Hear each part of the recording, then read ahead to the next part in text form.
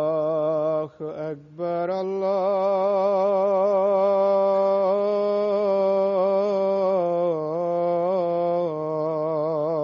الله أكبر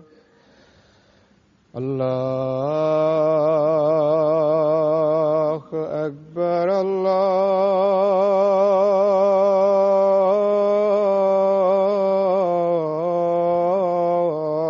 الله أكبر أشهد أن لا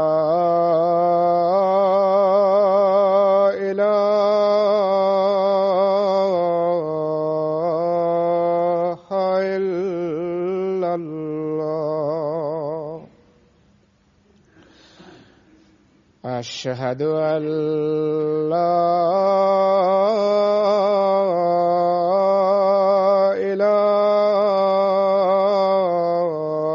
إله إلا الله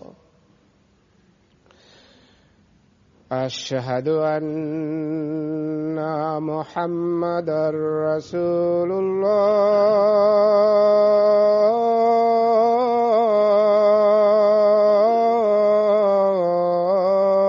الله أشهد أن محمدا رسول الله حي على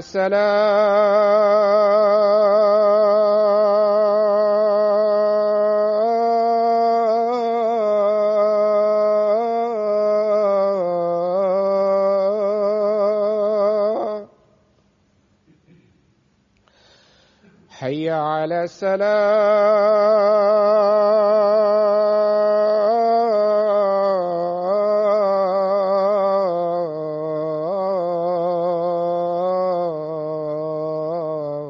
الصلاة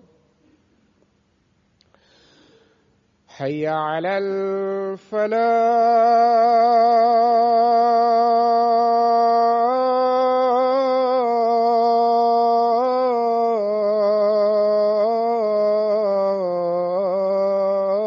الفلاح حي على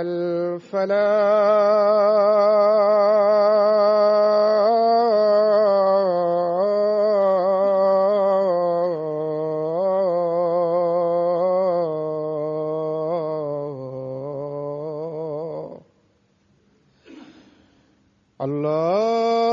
الله أكبر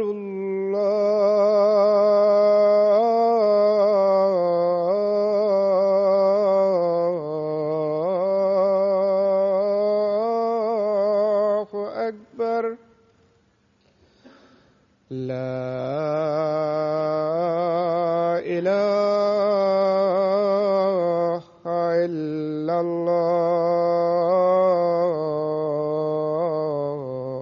الله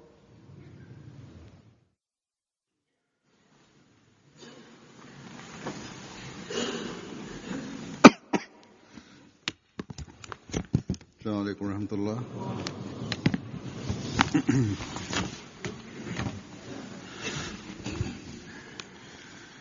أشهد أن لا إله إلا الله وحده لا شريك له وأشهد أن محمدا عبده ورسوله أما بعد فأعوذ بالله من الشيطان الرجيم بسم الله الرحمن الرحيم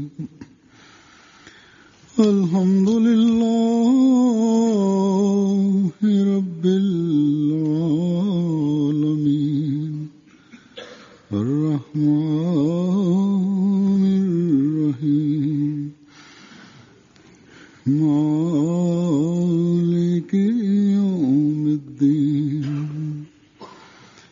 إياك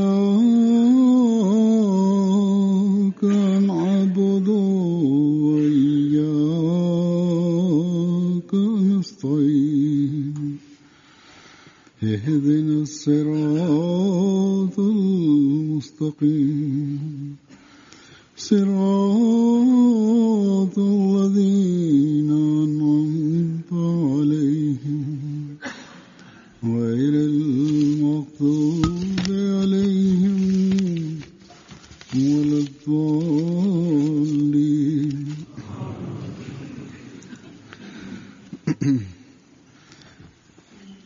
जैसा कि आप जानते हैं गुज़श्ता நான் கடந்த சில வாரங்கள் சிங்கப்பூர், ஆஸ்திரேலியா, நியூசிலாந்து, ஜப்பான் போன்ற நாடுகளின் சுற்றுப்பயணத்தில் இருந்தேன் என்பதனை நீங்கள் அறிவீர்கள். பொதுவாக சுற்றுப்பயணத்தின் போது ஏற்படும் அல்லாஹுவின் அருளின் மழையை குறித்து திரும்பி வந்து எடுத்து கூறி வருவது எனது வழக்கமாகும். ஆக இந்த வகையில் இன்று சுருக்கமாக நான் அதனை பற்றி எடுத்துரைப்பேன். அல்லாஹுவின் அருள்களை எண்ணுவதும் அதன் உச்சத்தை அறிவதும் சாத்தியமற்றதாகும். நாம் அருளின் எல்லையை அடையக்கூடியவர்களாக இருக்கின்றோம் என நினைக்கும் போது அல்லாஹ் உடனே இந்த தவறான எண்ணத்தை அகற்றிவிடுகின்றான். மேலும் எந்த விஷயத்தை நீங்கள் எண்ணற்ற அருள்களாக கருதினீர்களோ அது அருளின் ஆரம்பமாகும். நான் தற்பொழுது உங்களை மேலும் ஓர் அடி முன்னேற செய்கின்றேன் என புரிய வைக்கின்றான். ஆக அல்லாஹுவின் அருள்களை எண்ணுவது, அதனுடைய உச்சத்தை அறிவது மனித சக்திக்கு அப்பாற்பட்டதாகும். குறிப்பாக அல்லாஹுவின் வாக்குறுதியின் தொடர் ஒவ்வொரு திருப்பத்திலும் நமக்கு மேலும் ஒரு நற்செய்தியை வழங்கக்கூடியதாக இருக்கும்போது அதை எண்ணுவது என்பது சாத்தியமற்றதாகும். இதனை குறித்து அல்லாஹ் ஹஜ்ரத் வாக்களிக்கப்பட்ட மஸீஹ் அலைஹிஸ்ஸலாத்து வஸ்ஸலாம் அவர்களுக்கு வாக்குறுதி அளித்துள்ளான். இதனை பற்றி நபிகள் நாயகம் ஸல்லல்லாஹு அலைஹி வஸல்லம் அவர்களும் முன்னறிவிப்பு செய்திருக்கின்றார்கள். அருள்களின் உச்சத்தை பற்றி பேசுவது என்பது வெகு தொலைவில் உள்ள விஷயமாகும். எந்த அருளை எடுத்து பேச்சினை ஆரம்பிக்க என்பது எனக்கு புரியவில்லை. எவ்வாறாயினும் நான் பயணத்தில் கடந்த 7 வாரங்களுக்கு இடையில் ஏற்பட்ட அல்லாஹுவின் அருளினை சுருக்கமாக எடுத்து கூறுவேன். சில அறிக்கைகளை வக்கீலு தப்ஷீர் அவர்கள் அல் ஃபஸ்லுக்கு அனுப்புகின்றனர். அவர்கள் அதனை வெளியிடுகின்றனர். அவற்றினை மக்களில் சிலர் படித்திருக்கலாம். ஆனால் சில விஷயங்களை படம் பிடித்து காட்டுவது அல்லது எடுத்து கூறுவது என்பது சாத்தியமற்ற ஒன்றாகும். அந்நியர்கள் பேசும்போது வெளிப்படக்கூடிய அவர்களது முகபாவனைகளை 100% என்னாலும் எடுத்துக் கூற முடியாது அல்லது எந்த ஒரு அறிக்கையினாலும் எடுத்துக் கூற இயலாது. ஆனால் MTA-வில் ஓரளவு இதனை பார்த்திருக்கலாம். ஒரு சில சம்பவங்கள் ஒளிபரப்பப்பட்டிருக்கலாம். ஆங்கில அறிவு படைத்தவர்களுக்கு பிரஸ் டெஸ்க் மிகவும் சிறந்த ஏற்பாட்டை செய்திருந்தது. இதன் மூலம் சுற்றுப்பயணத்தின் முக்கியமான குறிப்பான சம்பவங்களை பற்றிய செய்தி உலகில் உள்ள அகமதிகள் வரை எட்ட வைக்கப்பட்டுக் கொண்டே இருந்தது. எவ்வாறாயினும் ஒவ்வொரு சுற்றுப்பயணமும் ஒவ்வொரு நாளும் நாம் அல்லாஹுவின் அருளின் மூலம் நன்றி செலுத்துவதற்குரிய புதிய வழிகளை கண்டோம். இவ்வாறு அல்லாஹ் ஹஜ்ரத் மஸீஹ் மவ்ஊத் அலைஹிஸ்ஸலாத்து வஸ்ஸலாமின் உண்மைத்துவத்திற்கு ஆதாரங்களுக்கான ஏற்பாட்டை செய்கின்றான். நான் இந்த முன்னுரைக்கு பின்னர் பயணத்தின் நிலைகள் மற்றும் அல்லாஹுவின் அருள்களை பற்றி எடுத்துக் கூறுகின்றேன். எங்களது சுற்றுப்பயணத்தின் முதல் இலக்கு சிங்கப்பூர் ஆகும். சிங்கப்பூர் ஏர்போர்ட்டில் சிங்கப்பூர் அகமதிகளை தவிர இந்தோனேஷியா மற்றும் மலேசியாவின் சில பொறுப்பாளர்கள் ஆண்கள் மற்றும் பெண்களும் வந்திருந்தனர். அவர்களிடம் ஓர் உணர்வு ரீதியிலான ஒரு நிலை ஏற்பட்டிருந்தது. அதனை நீங்கள் MTA-வில் ஹுத்துபாவின் சமயத்தில் காட்டப்பட்ட ஒரு சில காட்சிகள் மூலம் கணித்திருப்பீர்கள். இந்த சிங்கப்பூர் சுற்றுப்பயணம் 10 நாட்களை கொண்டதாகும். மேலும் இதில் Indonesia, Malaysia, Brunei, Philippines, Thailand, Cambodia, Vietnam, Papua New Guinea மற்றும் மியான்மரிலிருந்து வந்த அகமதிகள் மேலும் குழுவினருடன் சந்திப்பு நிகழ்ந்தது. இந்தோனேஷியாவிலிருந்து ஏறக்குறைய 2500 அகமதிகள் வந்திருந்தனர்.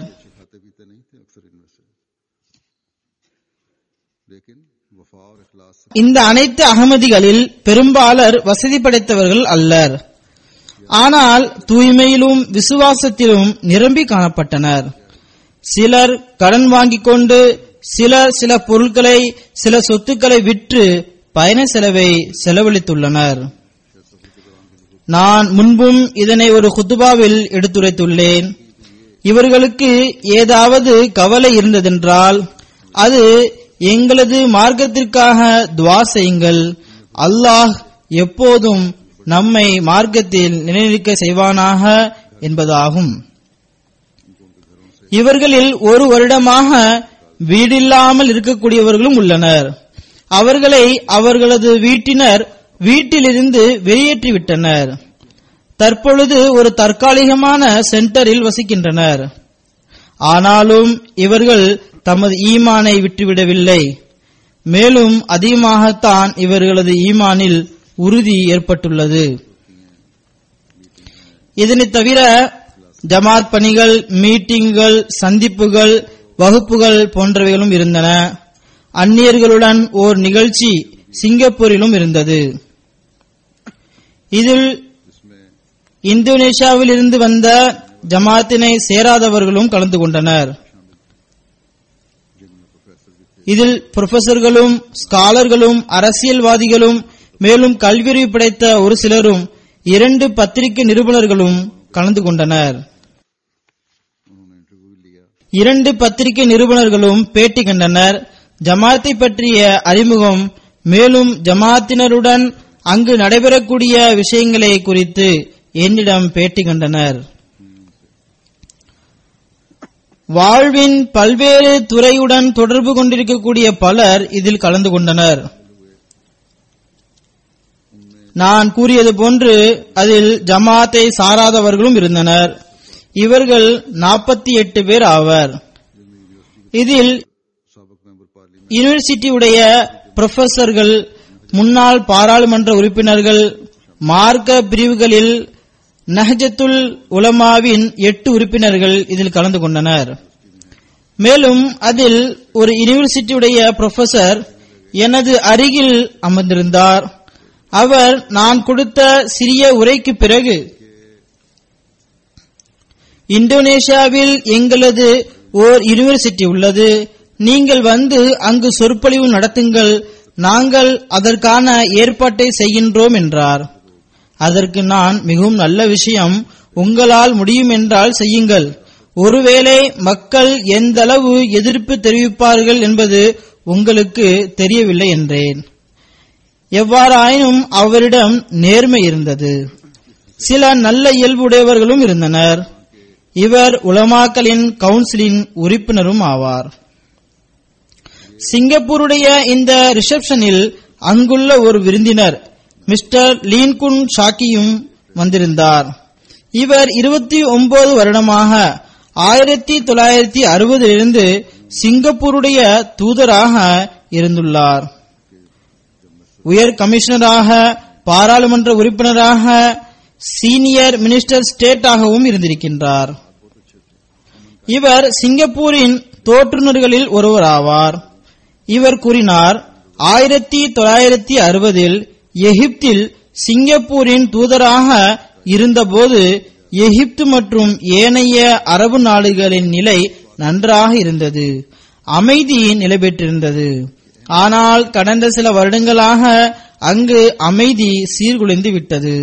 மேலும் இஸ்லாத்தை பற்றிய தவறான சிந்தனை வெளிப்படுத்தப்படுகின்றன. மேலும் அவர் எனக்கு இந்த விஷயத்தை கண்டு மிகவும் மகிழ்ச்சியாக இருக்கிறது. மேலும் நான் இந்த விஷயத்தை பாராட்டுகின்றேன். அதாவது அஹ்மதியா முஸ்லிம் ஜமாத்தின் தலைவர் உலகின் முன் உண்மையான அமைதி நிறைந்த போதனையை வழங்குகிறார்கள், தூது செய்தியை வெளியிடுகின்றார்கள் என்பது அவருக்கு மகிழ்ச்சியாக இருக்கிறது என கூறினார். இவர் பணி ஓய்வு பெற்றுவிட்டார். இவர் சிங்கப்பூரில் ஒவ்வொருவரும் கண்ணியமளிக்கக்கூடிய நபராவார். இதனை போன்று இந்தோனேஷியன் மோஸ்ட் கவுன்சில் முஸ்லிமா டேலண்ட் டிபார்ட்மெண்ட் உடைய தலைவர், ஜகார்த்தாவுடைய state Islamic university women study உடைய தலைமை லெக்சரர் மிஸ்டர் இத்தா ஃபௌசியா யதா என்னுடைய உரையை கேட்ட பின் கூறினார், ஜமாத் முன்னேற்றம் அடைந்துள்ள நாடுகளின் அறிவையும் ஆற்றலையும் முன்னேற்றம் அடைந்த மற்ற நாடுகளுக்கு எடுத்து செல்ல வேண்டும். இதன் மூலம் உலக அளவிலான நேர்மையின்மை மற்றும் ஏழ்மைக்கு எதிராக போராடுவதற்கு அனைவருக்கும் முன்மாதிரியாக ஜமாத் திகழ வேண்டும் என்றார். இங்கு நான் உலகின் பொருளாதார நிலை, இதனை பற்றிய இஸ்லாமிய போதனை என்ற தலைப்பில் உரையாற்றினேன். இந்த விஷயத்தை அவர் தொடர்ந்து கூறுகின்றார், இன்று உலகில் எவரிடமும் ஜமாத்தே அஹ்மதியாவிடம் இருப்பது போன்ற அமைப்பும் தலைமையும் இல்லை. இன்று ஜமாத்தே அஹ்மதியா மட்டும்தான் இஸ்லாத்தின் சிறந்த உதாரணமாகும். இவர் அங்குள்ள இஸ்லாமிக் யூனிவர்சிட்டியின் புரொஃபசர் ஆவார். தாசிக் மாலாயா யூத் மூவ்மெண்ட் உடைய ஒரு உறுப்பினர் இருந்தார். அவர் எனது உரைக்கு பின்னர் இவ்வாறு கூறினார், இது இந்தோனேஷியாவின் அனைத்து மக்களிடமும் செல்ல வேண்டும். இதன் மூலம் அவர்கள் அமைதி மற்றும் ஒற்றுமையை கொண்ட இஸ்லாமிய போதனைகளை புரிய வேண்டும். அடுத்து மிஸ்டர் சூஃபி ஆனந்தோ சாஹிப் PhD. இவர் இந்தோனேஷியாவில் யூனிவர்சிட்டியில் புரொஃபசர் ஆவார். இவர் கூறினார், எனது விருப்பம் என்னவென்றால் இந்தோனேஷியாவில் அகமதிகளுக்கு எதிராக உள்ள மக்கள் ஹலிஃபத்துல் மசீஹை சந்திக்க வேண்டும், அவர்களது கருத்துக்களை கேட்க வேண்டும், அதன் மூலம் இவர்களது உள்ளம் திறக்க வேண்டும். இன்று அஹ்மதியா முஸ்லிம் ஜமாத்தின் ஹலிஃபா மட்டும்தான் இஸ்லாத்தினை அமைதியினை விரும்பக்கூடிய மார்க்கமாக எடுத்து காட்டுகின்றார்கள் என கூறினார். அடுத்து இந்தோனேஷியாவின் செய்தித்தாள் ட்ரிபியூன் அதனுடைய நிருபர் ஜாஃபர், இவர் அஹ்மதியத் என்ற தலைப்பில் PhD செய்கின்றார். இவர் கூறுகின்றார், ஹலிஃபத்துல் மசி அவர்கள் மனிதநேயம், நீதி, அமைதி நிறைந்த பொருளாதார அமைப்பை பற்றி எடுத்துரைத்த போதனைகள் என் மீது சிறந்த தாக்கத்தை ஏற்படுத்திவிட்டது. அடுத்து ஓர் ஆங்கில இளைஞன் சிங்கப்பூரில் கடந்த 27 வருடமாக வசிக்கிறார். அங்கு அவர் இஸ்லாத்தை ஏற்றுக்கொண்டுள்ளார். அங்கு ஒரு கம்பெனியில் பணியாற்றுகின்றார். அவர் கூறுகின்றார், நான் நிகழ்ச்சியில் கலந்து கொள்வதற்காக எண்ணிய போது எனது கம்பெனியை சேர்ந்தவர்கள் அதில் நீ கலந்து கொள்ளக்கூடாது என 2 முறை என்னை தடுத்தனர். ஒருவேளை இது முஸ்லிம் கம்பெனியாக இருக்கலாம், மேலும் உம்மை வேலையிலிருந்து நீக்கிவிடுவோம் எனவும் கூறினார். இருந்த பொழுதும் நான் இதில் கலந்து கொண்டேன். மேலும் அவர் தனக்கு ஏற்பட்ட தாக்கத்தினை குறித்து கூறுகின்றார், நான் முன்பே ஒரு முஸ்லிமாக இருந்தேன், ஆனால் இன்று கேட்ட இஸ்லாத்தின் உண்மையான சத்தியமான போதனையை வாழ்வில் முதன்முறையாக கேட்டுள்ளேன். இஸ்லாத்தின் இந்த தோற்றத்தை முதன்முறையாக காண்கின்றேன். நான் யூகேவுக்கு வருவேன் என்றார். இஸ்லாம் மற்றும் அஹ்மதியத்தை பற்றி மேலும் பல விஷயங்களை கேட்டறிவேன். இதன் மூலம் எனக்கு உண்மையான இஸ்லாத்தை தெரிந்து கொள்ள வேண்டும். நான் ஜமாத்தில் இணையவும் விரும்புகின்றேன் என்றார். எவ்வாறாயினும் அல்லாஹு தாலா இவரது உள்ளத்தினை திறப்பானாக. பிலிப்பைன்ஸில் இருந்தும் ஒரு சிலர் வந்திருந்தனர். அதனுடைய யூனிவர்சிட்டியின் ஏசியன் மற்றும் இஸ்லாமிக் ஸ்டடியின் புரொஃபசர் இதனை கூறினார். அதாவது முதலில் அவர் தம்மை அழைத்தமைக்கு நன்றி தெரிவித்தார். அங்கு அவர் வருவதற்கு வாய்ப்பளிக்கப்பட்டது. சந்திப்பு நிகழ்ந்தது. மேலும் அவர் என்னுடன் அமர்ந்து பல விஷயங்களை பேசினார். அதன் மூலம் இதனை அவர் கணித்துள்ளார். அதாவது அஹ்மதியா முஸ்லிம் ஜமாத் மட்டும்தான் முஸ்லிம்களை ஒன்று சேர்க்க முடியும். அதற்கு நான் கூறிய வழிமுறைகள் மூலம்தான் நடைபெறும் என்றும் கூறினார். அதாவது அல்லாஹு தாலா மற்றும் திருக்குரானின் உண்மையான போதனையின் பக்கம் மக்கள் திரும்ப வேண்டும் என கூறினார். இதனை போன்று பிலிப்பைன்ஸின் செக்ரட்டரி எஜுகேஷனாக இருந்த ஒருவர் கூறுகின்றார், இவர் முஸ்லிம் ஆவார். நான் அஹ்மதியா முஸ்லிம் ஜமாத்தினை பற்றி இது வெற்றி பெறக்கூடியது என சாட்சி கூறுகின்றேன் என்றார். மேலும் கூறுகின்றார், எவ்வாறு நபிகள் நாயகம் ஸல்லல்லாஹு அலைஹி வஸல்லமுடைய காலத்தில் முஸ்லிம்கள் மீது அநீதி இழைக்கப்பட்டதோ அதனை போன்றே இன்று அஹ்மதியா ஜமாத்தின் மீது அநீதி இழைக்கப்படுகின்றது. எவ்வாறு இஸ்லாத்திற்கு முந்தைய காலத்தில் வெற்றி கிடைத்ததோ அதனை போன்று இன்று அஹ்மதியா முஸ்லிம் ஜமாத்திற்கு வெற்றி கிடைக்கும். இது நிச்சயமான ஒன்றாகும். இதனை கண்களால் பார்க்கவும் செய்கின்றேன். மேலும் அஹ்மதியத்திற்கு மாபெரும் வெற்றி கிடைக்கும் போது நாமும் அதில் இணைவோம் என கூறினார். இவர்களுக்கு அங்குள்ள சில அமைப்புகளின் காரணமாக அச்சம் உள்ளது.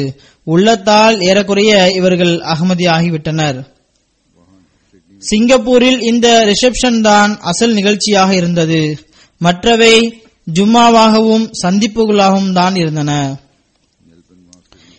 இதன் பின்னர் ஆஸ்திரேலியாவுக்கு சுற்றுப்பயணம் மேற்கொண்டோம். அங்கு சிட்னியில் சில நாட்கள் தங்கிய பிறகு மெல்பர்ன் சென்றோம். மெல்பர்ன் சிட்னியிலிருந்து ஏறக்குறைய 800-900 மைல் தூரம் ஆகும். அங்கும் ஒரு ரிசப்ஷன் இருந்தது. இது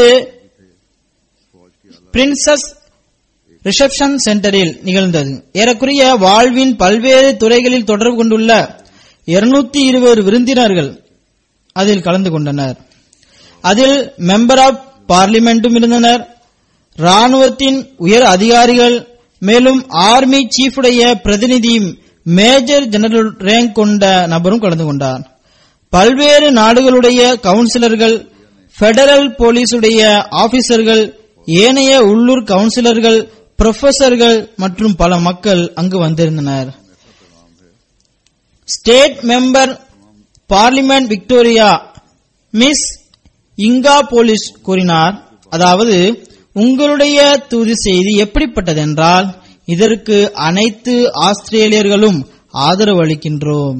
இது பல்வேறு சமுதாய கலாச்சார வேறுபாடுகளுக்கிடையில் ஒன்றுபட்டு ஒரு சமுதாயம் உருவாகி இருக்கின்றது. ஆஸ்திரேலியர்கள் என்ற ரீதியில் இதுபோன்ற ஓர் உயர் தூது செய்தியினை ஏற்க விரும்புகின்றோம். மேலும் இதுபோன்ற தூது செய்திகளை எட்ட வைக்கக்கூடிய உங்களுக்கு நாங்கள் முழுமையாக ஒத்துழைப்பு வழங்குகின்றோம் என்றார். இங்கும் இஸ்லாத்தின் போதனை அமைதி மற்றும் சாந்தியை கொண்டதாகும் என்பதுதான் தலைப்பாக இருந்தது. அடுத்து ஓர் மெம்பர் ஆஃப் பார்லிமெண்ட் கூறுகிறார், இன்று நீங்கள் கொடுத்த இந்த தூது செய்தி மதங்களை விட்டும் உயர்வானதாகும். அது மனித இனத்திற்கான தூது செய்தியாகும். நாம் அனைவரும் இந்த தூது செய்தியினை தான் பின்பற்ற வேண்டும். அமைதி, நீதி, ஒற்றுமை, மனித இன தொண்டு போன்ற சிறப்புகளை இன்று ஜமாத் அஹ்மதியாவின் இமாம் எடுத்துரைத்துள்ளார்கள். இதனை நாம் செயல்படுத்த வேண்டும். நான் இந்த விஷயத்தையும் அறிவேன். அதாவது இந்த தூது செய்தியினை அகமதி பெண்கள் தொடர்ந்து பரப்பிக்கொண்டே வருகிறார்கள். மேலும் இதன்படி செயல்படவும் செய்கின்றனர். நான் இதனையும், அதாவது அகமதி பிள்ளைகள் நல்லொழுக்கம் கொண்ட கல்வி அறிவு படைத்த உயர்ந்த அதுபுகளை பேணக்கூடியவர்கள் ஆவர் என்பதையும் அறிவேன். ஆக நாம் அனைவரும் இந்த சிறப்புகளை மேற்கொள்ள வேண்டும். ஆக இது அகமதிகள் மூலமாக உலகில் பெரும்பாலான இடங்களில் ஏற்பட்டுள்ள தாக்கமாகும். ஜெர்மனி அல்லது வேறெங்கு சென்றாலும் இதுபோன்ற விஷயங்களை பேசும்போது மக்கள் இதனை எடுத்துரைக்கின்றனர். ஆக இந்த தாக்கத்தை ஒவ்வொரு பெண்ணும் ஒவ்வொரு பிள்ளையும் தொடர செய்ய வேண்டும். தனது எண்ணத்தை உயர்வானதாக வைக்க வேண்டும். எந்தவிதமான தாழ்வு மனப்பான்மைக்கும் ஆளாகிவிடக்கூடாது. இந்த மக்கள் நமது பேச்சை கேட்பதற்கு தயாராக உள்ளனர். தயாராக மட்டுமல்லாமல் அதனை விரும்புகின்றனர், மேலும் அதனை கடைபிடிக்க ஆசைப்படுகின்றனர். இதனை போன்று இங்கு சர்ச் ஆஃப் ஜீசஸ் கிரைஸ்ட் உடைய மர்ரேலா அப்ரே சாஹிப் கூறுகின்றார், அஹமதியா ஜமாத்துடைய இமாம் அமைதி பற்றிய கருத்தை எந்த அளவு மிகவும் எளிதாக புரியக்கூடிய வகையில் கூறினார்கள் என்றால் அதனை ஒவ்வொரு ஆஸ்திரேலியரும் மிகவும் எளிதாக புரிந்து கொள்ள முடியும். இன்று இந்த அறையில் உள்ள ஒவ்வொருவருடைய உள்ளத்தின் ஓசையும் இதுவாகத்தான் இருந்தது. அதாவது அமைதியினை நிலைநாட்டுவதற்கு அன்பு என்ற ஒரே ஒரு வழிதான் உள்ளது. இது மிகவும் நல்லதாக அமைந்துவிட்டது. இன்று நாங்கள் எங்களது கம்யூனிட்டிக்கு இந்த தூது செய்தியினை எடுத்துக்கொண்டு செல்வோம் என்றார். அடுத்து ஒரு விருந்தினர் கூறினார், நானும் எனது மனைவியும் கடந்த 18 வருடங்களாக உண்மையை தேடிக்கொண்டிருந்தோம். இன்று இரவு நாங்கள் கேட்ட அனைத்தும் உண்மையை தவிர வேறொன்றுமில்லை. அஹமதியா ஜமாத்தின் இமாமுடைய சொற்பொழிவு ஒரு முழுமையான தூது செய்தியாகும். தற்பொழுது நாம் அனைவரும் இதன்படி செயல்பட வேண்டும். நாம் இந்த தூது செய்தியினை உள்ளத்தில் பதித்துவிட வேண்டும். கலிஃபத்துல் மசி அவர்கள் அமைதி எவ்வாறு நிலைபெறும் என்று மட்டும் கூறவில்லை, மாறாக அமைதி ஏற்படவில்லை என்றால் என்ன நடைபெறும் என்பதனை பற்றியும் கூறினார்கள் என்றார். இதனை போன்று அங்குள்ள ஒரு பிரசித்தி பெற்ற channel ABC Australian broadcasting corporation, அதாவது இது ஒரு அரசாங்க சேனல் ஆகும். அதனுடைய ஒரு நிருபனர் தனது தாக்கத்தை இவ்வாறு வெளிப்படுத்தினார், அதாவது அஹமதியா ஜமாத்துடைய இமாமின் சொற்பொழிவு அருள் நிறைந்ததாகவும் கருத்து செறிந்ததாகவும் நேர்மையானதாகவும் இருந்தது. இந்த சொற்பொழிவு எங்களது அறிவை திறந்துவிட்டது. அடுத்து ஒரு பெண் விருந்தினர் கூறினார், ஆங்கிரின் கிரீன், நான் இன்று மிக சிறந்த ஒரு நிகழ்ச்சியில் கலந்து கொண்டதனை எண்ணி மிகவும் பெருமையாக கருதுகின்றேன். நான் உலகில் அமைதி ஏற்படுத்துவதனை பற்றி பேசியதனை கேட்டு சிறந்த தாக்கத்திற்கு ஆளாகினேன். நான் இன்று இதனை வெளிப்படையாக கூறுகின்றேன், அதாவது உங்களது கொள்கை எனக்கு பிடித்திருக்கின்றது. எனது நாட்டினரும் இந்த கொள்கையை உறுதியுடன் பிடித்துக் கொள்ள வேண்டும் என நான் ஆசைப்படுகின்றேன்.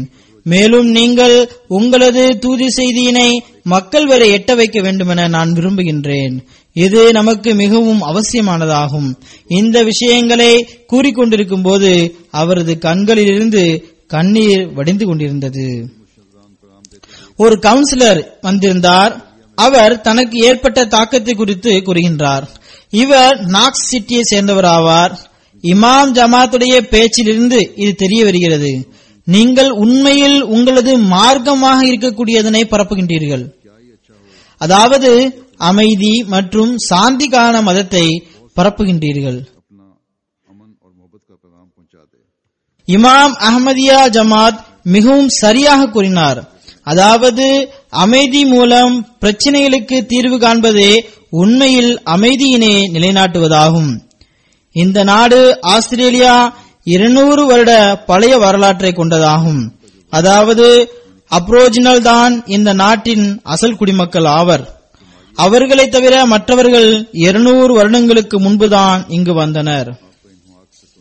இன்று ஒரு மார்க்க தலைவர் இந்த அளவு அழகிய மிகவும் அற்புதமான தூது செய்தியினை எடுத்துரைத்ததை பார்க்கும்போது ஆஸ்திரேலியாவில் ஒரு புதிய காற்று வீசியது போன்று இருந்தது என்று அவர் கூறுகின்றார். நான் இதே விஷயத்தை எனது மனைவியிடமும் கூறினேன். அதாவது அஹமதியா ஜமாத்தின் உறுப்பினர்களின் களப்பற்ற அன்பு அவர்களது முகம் மற்றும் உணர்வுகளிலிருந்து வெளிப்படுகின்றது. இந்த அஹமதியா கம்யூனிட்டி இன்னும் அதிகமாக வெளியில் வர வேண்டும். மேலும் பலருக்கும் தனது அமைதி மற்றும் அன்பிற்கான தூது செய்தியினை பரப்ப வேண்டும். ஆக தற்பொழுது ஆஸ்திரேலியாவின் அகமதிகளின் பணி இதனை கையில் எடுத்துக்கொண்டு முன்னேற வேண்டும். அங்கு ஒரு பாகிஸ்தானின் முஸ்லிமும் வந்திருந்தார். அவர் கூறுகின்றார், நான் இதனையும் கூற விரும்புகின்றேன். இந்த நிகழ்ச்சியில் இருந்த கண்ணியம் இதற்கு முன்பு வேறெந்த நிகழ்ச்சியிலும் நான் கண்டதில்லை என அவர் கூறினார். சொமாலியாவுடைய கவுன்சில் ஜெனரலும் அங்கு வந்திருந்தார். அவர் கூறுகின்றார், நான் உங்களது ஒவ்வொரு வார்த்தையையும் மிகவும் கவனமாக கேட்டேன். அது என் மீது சிறந்த தாக்கத்தை ஏற்படுத்தியது. குவைத்தை சேர்ந்த காலிப் ஜாஃபர் சாஹிப் கூறுகின்றார், அரப் ஸ்பிரிங் பற்றிய உங்களது விளக்கத்தை கேட்டு சிறந்த தாக்கத்திற்கு ஆளானேன். உங்களுடைய இந்த சொற்பொழிவில் நீங்கள் தைரியமிக்கவராக தென்பட்டீர்கள்.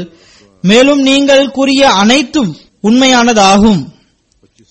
நான் சொற்பொழிவு இந்தளவு விளக்கமாக முழுமையாக இருக்கும் என நினைக்கவில்லை. இங்கு எண்ணற்ற மக்கள் இருந்தனர். நான் கூறியது போன்று 220 பேர் இருந்தனர். அனைவரும் தனக்கு ஏற்பட்ட தாக்கத்தை எடுத்துரைத்தனர். அவற்றுள் சிலவற்றை நான் எடுத்துரைத்தேன். அதன் பின்னர் சந்திப்பும் நடைபெற்றது. அங்குள்ள மக்களிடம் நான் பார்த்தேன், அவர்கள் மிகவும் பற்றுடன் சந்திக்கக்கூடியவர்கள் ஆவார்கள். வெளிப்படையில் தனது ஒழுக்கத்தை காட்டக்கூடியவர்கள் அல்லர். மாறாக அவர்களது கூற்றிலும் தாக்கம் இருந்தது. மேலும் அவர்களிடம் ஏற்பட்ட தாக்கத்தினை வெளிப்படுத்திய பின்னரும் என்னை சந்திக்கும் போது மீண்டும் அது வெளிப்பட்டது. இங்கு மெல்பர்னில் ஒரு அஹ்மதியா சென்டரும் வாங்கப்பட்டுள்ளது. இதற்கு முன்பு ஹுதுபாவில் இதனை பற்றி எடுத்துரைக்கவில்லை. ஆகையால் இதனை பற்றி கூறிவிடுகின்றேன். நாம் மெல்பர்னில் வாங்கிய சென்டர் 7.5 ஏக்கர் நிலப்பரப்பை கொண்டதாகும். இதனுடைய கட்டடம் கட்டப்பட்டு இருந்தது. இதனுடைய மேற்பரப்பு 2500 சதுர மீட்டர் ஆகும். மேலே மெயின் ஹாலும் உள்ளது. அதில் கணிப்பின் அடிப்படையில் 3000 பேர் வரை தொழ முடியும். அதிர்ஷ்டவசமாக இது கிபிலாவை முன்னோக்கி உள்ளது. ஏனைய ஹால்களையும் சேர்த்து ஒட்டுமொத்தமாக 4000 பேர் வரை தொழலாம். மிஷன் ஹவுஸ், கெஸ்ட் ஹவுஸ், 2 தங்குமிடம், நூலகம், ரீடிங் ரூம், சமையலறை, ஸ்டோர், இதனை தவிர ஒரு சிறிய ஹாலும் உள்ளது. இதற்கு 3 பார்க்கிங் இடவசதியும் உள்ளது. அதில் 200 ஊர்திகள் நிறுத்தி வைக்க முடியும். ஆகஸ்ட் 2007 நாங்கள் இடம் வாங்க விரும்புகின்றோம் என விண்ணப்பம் சமர்ப்பிக்கப்பட்ட போது அண்டை அயலர் பலர் ஆட்சேபனை செய்தனர். இங்கு முஸ்லிம்கள் தனது வணக்க ஸ்தலத்தை ஏற்படுத்த அனுமதிக்க கூடாது என அவர்கள் கூறினர். ஆனால் இறைவனது அருள் மற்றும் கருணையின் மூலம் ஏறக்குறைய 1.5 வருடம் காத்திருந்த பிறகு 2009 இந்த சென்டரை அஹ்மதியா முஸ்லிம் ஜமாத்திற்கு வழங்க சிட்டி கவுன்சில் முடிவு செய்தது. இந்த முடிவில் அனைத்து கவுன்சிலர்களும் பாகுபாடின்றி நமக்கு ஆதரவாக தீர்ப்பு வழங்கினர். இது முதலில் ஒரு கிளப்பாக இருந்தது, பார்க்காக இருந்தது. பிறகு அதனுடைய ஸ்டேட்டஸ் மாற்றப்பட்டு கம்யூனிட்டி சென்டர், மிஷன் ஹவுஸ் ஆக இது பதிவு செய்யப்பட்டுள்ளது. அதன் பின்னர் நான் கூறியது போன்று பலருடைய கருத்தையும் உங்களிடம் கூறினேன். பலருடைய கருத்தும் அஹ்மதியா ஜமாத் தொடர்பாக முற்றிலும் மாறிவிட்டது. இந்த சென்டர் வாங்குவதற்கு $8 லட்சம் செலவானது. பிறகு இது பழுது பார்க்கப்பட்டது, சீரமைக்கப்பட்டது. ஏறக்குறைய 3 மில்லியன், அதாவது $13 லட்சம் செலவானது. இதனை தவிர நமது வழக்கத்திற்கேற்ப வக்காரே அமல் செய்யப்பட்டு $5 லட்சம் மிச்சப்படுத்தப்பட்டுள்ளது. தோராயமாக இதனுடைய இன்றைய மார்க்கெட் ரேட்டை பார்த்தால் குறைந்தபட்சம் இது $5 மில்லியன் ஆகும். இது அல்லாஹுவின் கருணையாகும். அவன் மிகவும் மலிவாக ஜமாத்திற்கு பொருட்களை வழங்கிவிடுகின்றான்.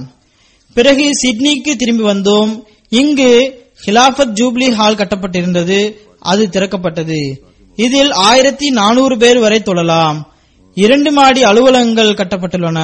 மீட்டிங் ரூம், லெஜினா மற்றும் ஏனைய கிளை அமைப்புகளுக்கான அலுவலகங்கள், பெரிய மெயின் சமையலறை போன்றவை உள்ளன. இதில் லங்கர்கானா செயல்படுகின்றது. ஹாலில் இன்டோர் கேம் போன்றவைகளை விளையாடலாம். மேலும் இங்கு ஆஸ்திரேலிய பிரதமருடைய பிரதிநிதியாக அங்குள்ள ஒரு மெம்பர் ஆஃப் பார்லிமெண்டும் திறப்பு விழாவிற்கு போது வந்திருந்தார். கன்சேடா பெராவன் தி வெல்ஸ் அவருடைய பெயராகும். பெடரல் மெம்பர் ஆஃப் பார்லிமெண்டும் வந்திருந்தார். மினிஸ்டர் ஆஃப் சிட்டிசன்ஷிப் அவரும் வந்திருந்தார். எதிர்க்கட்சி தலைவரும் வந்திருந்தார். இதனை தவிர மெம்பர் ஆஃப் பார்லிமெண்ட் பலரும் வந்திருந்தனர். Parliamentary secretary, law and justice, area commander, police officers, councillors, மேலும் பல்வேறு துறைகளை சேர்ந்த பலரும் அதில் கலந்து கொண்டனர். அல்லாஹ்வின் அருளினால் இங்கு ஹிலாஃபத் ஜூபிலியுடைய ஹால் திறக்கப்பட வேண்டி இருந்தது. ஆகையால் இங்கு இஸ்லாமிய போதனைகள், ஜமாத் அஹ்மதியா என்றால் என்ன, அஹ்மதியா ஹிலாஃபத்தின் பணிகள் என்ன, இதனை பற்றி நான் எடுத்துரைத்தேன். அல்லாஹ்வின் அருளினால் இங்கும் சிறந்த தாக்கம் மக்களிடம் ஏற்பட்டது. ஒரு போலீஸ் சூப்பரண்டன்ட் கூறினார், அஹ்மதியா முஸ்லிம் ஜமாத்தின் இமாம் இந்த விஷயத்தை, அதாவது இஸ்லாத்திற்கு தீவிரவாதிகளின் செயல்கள்தான் அவப்பெயரை ஏற்படுத்தி கொடுத்திருக்கிறது என்பதனை ஒப்புக்கொண்டுள்ளார். இந்த விஷயத்தை கேட்டு நான் சிறந்த தாக்கத்திற்கு ஆளாகியுள்ளேன். இந்த கருத்திற்கு அவர்கள் அமைதியுடன் இணைத்து எவ்வாறு பதிலளித்தார்கள் என்றால் அது மிகவும் சிறந்ததாக இருந்தது என்கிறார். அடுத்து இன்னொரு விருந்தினர் இந்திரா தேவி கூறினார், இந்த சொற்பொழிவு மிகவும் சிறந்ததாகவும் உயர்ந்த கருத்துக்களை கொண்டதாகவும் இருந்தது. நான் இஸ்லாத்தினை பற்றி அறிய சில நூல்களை பெற விரும்புகின்றேன். அதன் மூலம் நான் இஸ்லாத்தை சிறந்த முறையில் அறிய வேண்டும். எனக்கு இஸ்லாத்தை குறித்து சில சந்தேகங்கள் உள்ளன. பொதுவாக இந்த அழைப்பு எனக்கு கண்ணியத்திற்குரியதாக அமைந்திருக்கிறது என்றார்.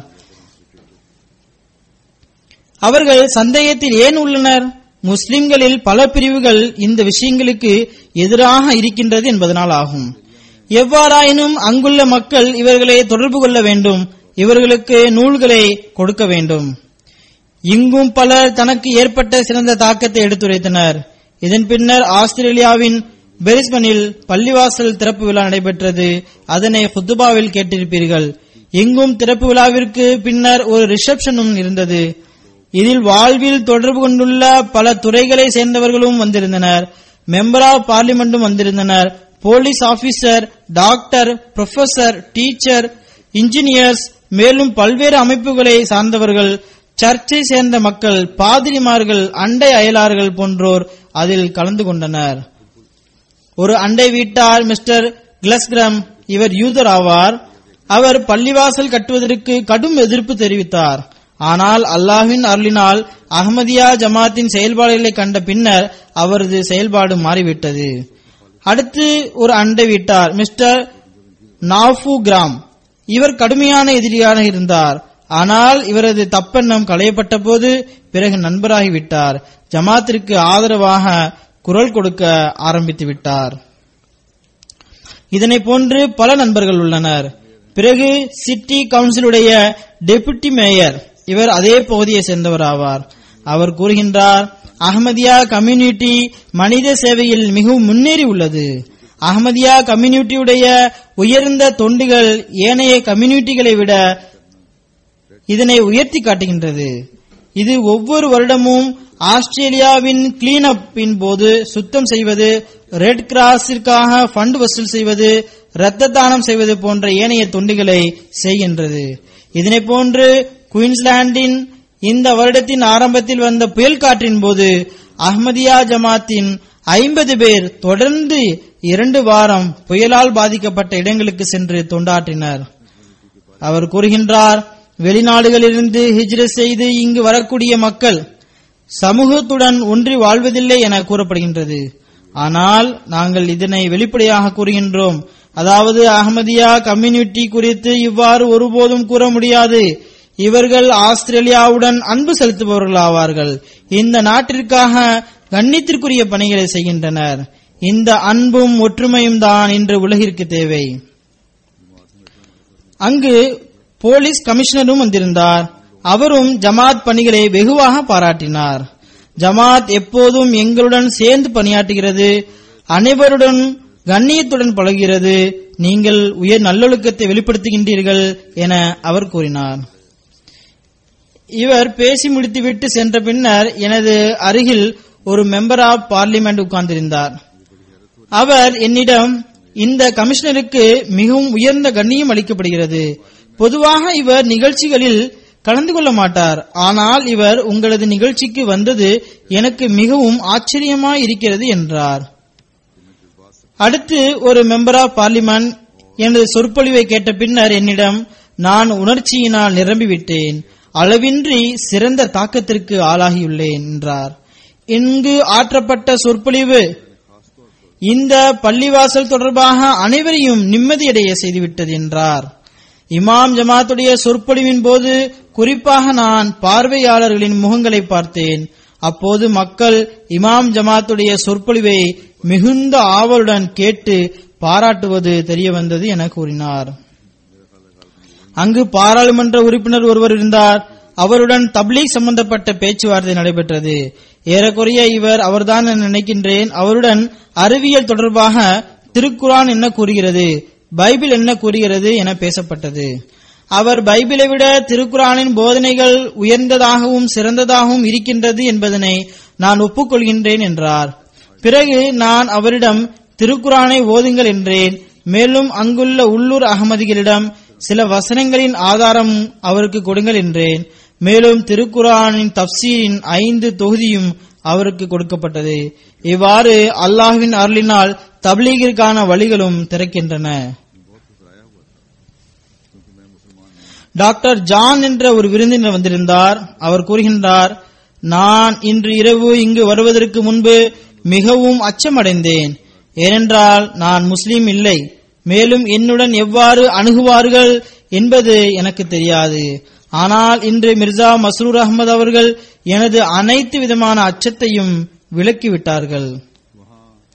இது ஆஸ்திரேலியா சம்பந்தப்பட்ட ஒரு சிறிய குறிப்பு ஆகும். அதன் பின்னர் நாங்கள் நியூசிலாந்து சென்றோம். அங்கு முதலாக கட்டப்பட்ட பள்ளிவாசல் பைத்துல் முகீத் திறக்கப்பட்டது. ஆனால் திறப்பு விழாவிற்கு முன்பு மோரி என்ற அங்குள்ள பழங்குடி இனம் உள்ளது. அதன் சார்பாக அங்குள்ள மன்னர் வரவேற்பு நிகழ்ச்சி ஏற்பாடு செய்திருந்தார். அங்கு ஏனைய ஹெட் ஆஃப் ஸ்டேட் வரும்போது வரவேற்பதனை போன்று எங்களை வரவேற்றனர். அதனை போன்ற ஏற்பாட்டை செய்திருந்தனர். அங்கு அவர் அஹமதியா ஜமாத்தின் கொடியை தானே ஏற்றினார். அது அங்கு முதலிலேயே அவர்களது கொடியுடன் ஏற்றப்பட்டது. மன்னர் பொதுவாக இப்படிப்பட்ட நிகழ்ச்சிகளில் அங்கேயே உட்கார்ந்திருப்பார். ஆனால் மன்னர் எனது அருகில் அமர்ந்திருந்தார். பிறகு அவர்களது மரபு சார்ந்த நிகழ்ச்சி நடைபெற்றது. அதன் பின்னர் அவர்களது பெரிய ஒரு ஹாலுக்கு அழைத்து சென்றனர். அங்கு அவருடன் சில விஷயங்கள் பேசப்பட்டன. பின்னர் மோரி மொழியில் மொழியாக்கம் செய்யப்பட்ட திருக்குரான் அவருக்கு வழங்கப்பட்டது. இது மிகவும் சிறந்த ஒரு நிகழ்ச்சியாக இருந்தது. அதன் பின்னர் பள்ளிவாசல் திறப்பு விழாவிற்கு மன்னர் அவர்கள் வர வேண்டும் என அழைப்பு விடுக்கப்பட்டது. இவரது ராணி முதலில் பள்ளிவாசல் திறப்பு விழாவிற்கு வரவில்லை என கூறியிருந்தார்கள். ஆனால் பின்னர் நானும் வருவேன் என கூறினார்கள். பின்னர் அந்த நிகழ்ச்சிக்கு பல நண்பர்களுடன் அவர்கள் இருவரும் வந்திருந்தனர். திருக்குரான் மோரி மொழியில் மொழியாக்கம் செய்யப்பட்டது தொடர்பாக முதலில் நான் கூறிவிடுகின்றேன். கண்ணியத்திற்குரிய ஷக்கீல் அகமது முனீர் சாஹிப் அவர்கள்தான் இந்த மொழியாக்கத்தை செய்துள்ளார்கள். ஆரம்பத்தில் 15 பாகம் வரை செய்திருந்தார்கள். அது வெளியிடப்பட்டது. பிறகு அதனை தற்பொழுது முழுமை செய்துவிட்டார்கள். இவர் இந்த மொழியில் மேதை இல்லை என்றாலும் இயற்பியலின் புரொஃபசர் ஆவார். 4வது கலிஃபத்துல் மசீஹுடைய கூற்றிற்கேற்ப இந்த மொழியை கற்றார். பிறகு மொழியாக்கம் செய்ய ஆரம்பித்தார். இவரது வயது 81 ஆகும். 25 வருடம் இவர் இதற்காக செலவு செய்துள்ளார். மொழியையும் கற்று மொழியாக்கமும் செய்துள்ளார். இவருக்கு இதற்காக நீண்ட காலம் தேவைப்பட்டது. ஏனென்றால் மோரி மொழியில் பன்மை இலக்கணத்தை புரிவதற்கு நீண்ட காலம் ஆனது என கூறுகிறார். மேலும் எனது வயதும் ஒரு மிகப்பெரிய தடையாக இருந்தது என பின்னர் எழுதியுள்ளார். எவ்வாறாயினும் மிகவும் கஷ்டப்பட்டு தொடர்ந்து இவர் இந்த பணியை செய்துள்ளார். பல தடைகளும் வந்தன, கஷ்டங்களும் ஏற்பட்டன. மற்றவர்களை கொண்டு மொழியாக்கம் செய்யப்பட்டது. அது தரம் வாய்ந்ததாக இருக்கவில்லை. பின்னர் மீண்டும் தானே செய்ய வேண்டும் என அவருக்கு தோன்றியது. இந்த வயதில் இந்த பணியை செய்வதென்பது மிகப்பெரிய விஷயமாகும். அல்லாஹு தாலா இதற்கான நற்கூலியை அவருக்கு வழங்குவானாக. அங்குள்ள பத்திரிகைகளும் இது குறித்து எழுதியுள்ளனர், இதனை பாராட்டியுள்ளனர். என்னிடமும் இவ்வளவு சிறிய சமுதாயத்திற்காக நீங்கள் திருக்குரானை ஏன் மொழியாக்கம் செய்தீர்கள் என கேட்டனர். அதற்கு நான், ஒவ்வொரு மொழியிலும் திருக்குரானை மொழியாக்கம் செய்வது எங்களது பணியாகும். ஏனென்றால் எல்லாருக்கும் அரபி மொழி படிக்க தெரியாது. இஸ்லாத்தின் தூது செய்தியினை ஒவ்வொரு சமுதாயம் வரையும் எட்ட வைக்க வேண்டும். அல்லாஹ்வின் அருளினால் அங்கு மோரி சமுதாயத்தை சேர்ந்த ஒருவர் பையத்தும் செய்தார். மேலும் இருவர் பையத் செய்ய தயாராக உள்ளனர். நான் இதனைத்தான் கூறினேன். அதாவது தற்பொழுது மோரி மொழியில் திருக்குரான் வெளிவந்துவிட்டது. இன்ஷா அல்லாஹ் மக்கள் இதன் மூலம் அஹ்மதியா ஜமாத்தில் இணைவார்கள், இஸ்லாத்தினை ஏற்றுக்கொள்வார்கள் என்றேன். அங்கு இதனை தவிர நான் கூறியது போன்று பைத்துல் முகீத் என்ற புதிதாக கட்டப்பட்ட பள்ளிவாசல் தொடர்பாக ரிசப்ஷனும் இருந்தது. நான் கூறியது போன்று மோரி மன்னர், ராணி மற்றும் அவர்களை தவிர பல முக்கியமான நபர்களும் அங்கு வந்திருந்தனர். நாட்டின் பிரிண்ட் மற்றும் எலக்ட்ரானிக் மீடியாவுடன் தொடர்பு கொண்ட மக்கள் அங்கு வந்திருந்தனர். 107 பேர் விருந்தினராக வந்திருந்தனர். மேலும் விருந்தினர்கள் தங்களுக்கு ஏற்பட்ட தாக்கத்தை பற்றி எடுத்துரைத்தனர்.